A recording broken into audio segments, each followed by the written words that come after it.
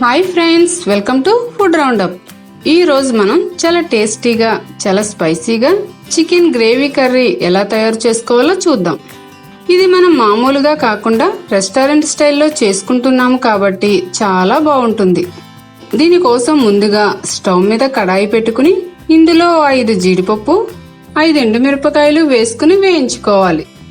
Stove లో flame లో పెట్టుకుని వీటిని 1 నిమిషం పాటు వేగనిద్దాం.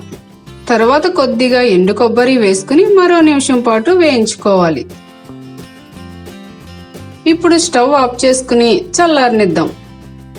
చల్లారిన వీటిని మిక్సీ జార్లో వేసుకుని మిక్సీ పట్టుకోవాలి. ఈ విధంగా నలిగిన తర్వాత కట్ చేసి పెట్టుకున్న 1 టమాటా ముక్కలు కూడా వేసుకుని మళ్ళీ ఒకసారి మిక్సీ పట్టుకోవాలి. ఈ పేస్ట్ వేసుకోవడం వల్ల గ్రేవీ బాగా వస్తుంది. ఇప్పుడు దీన్ని పక్కన పెట్టుకుందాం. స్టవ్ మీద పాన్ పెట్టుకుని ఇందులో 3 స్పూన్ల నూనె వేసుకోవాలి. నూనె హీట్ అయిన తర్వాత కట్ చేసి పెట్టుకున్న 3 ఉల్లిపాయ ముక్కలు 2 పచ్చిమిర్చి ముక్కలు కొద్దిగా పుదీనా కొద్దిగా కొత్తిమీర వేసుకుని కలుపుకోవాలి.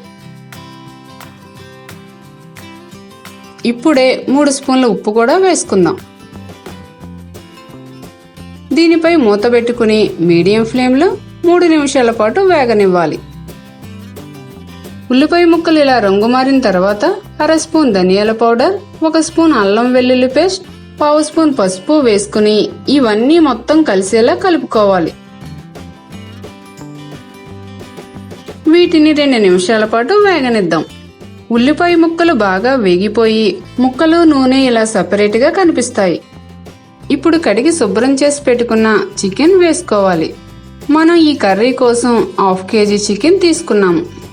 ఇంతకు ముందు వేసుకున్నవన్నీ చికెన్కు పట్టేలా బాగా కలుపుకోవాలి.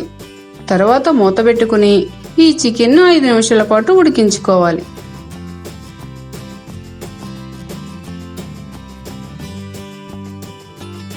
ఇప్పుడు ఇందులో 2 స్పూన్ల కారం ఆల్రెడీ మిక్సీ చేసి పెట్టుకున్న టమాటా పేస్ట్ వేసుకుని కలుపుకోవాలి. దీనిని మరో 3 నిమిషాల పాటు ఉడకనిద్దాం. ఇలా మగ్గిన తర్వాత కొద్దిగా వాటర్ పోసుకుని ఉడకనివ్వాలి.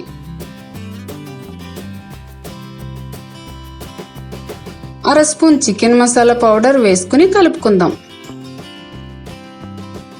ఇప్పుడే ఉప్పు సరిపోయింది లేనిది చూసుకుని సరిపోకపోతే తగినంత ఉప్పు వేసుకోవాలి.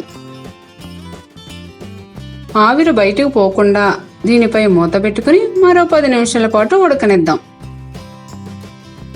దాదాపుగా 10 నిమిషాల తర్వాత కర్రీ అంతా ఇలా బాగా ఉడికి దగ్గరకు అయిపోయి ఉంటుంది.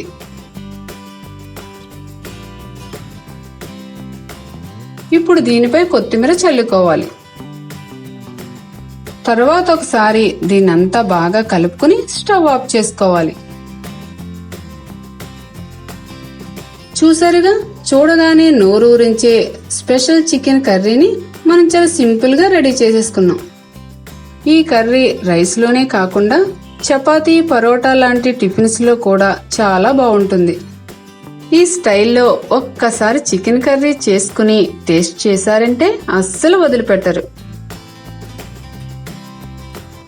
ఈ వీడియో మీకు నచ్చినట్లయితే లైక్ చేయండి, షేర్ చేయండి. మరిన్ని మా వీడియోల కోసం ఫుడ్ రౌండప్ ఛానల్ ని సబ్స్క్రైబ్ చేయడం మర్చిపోకండి.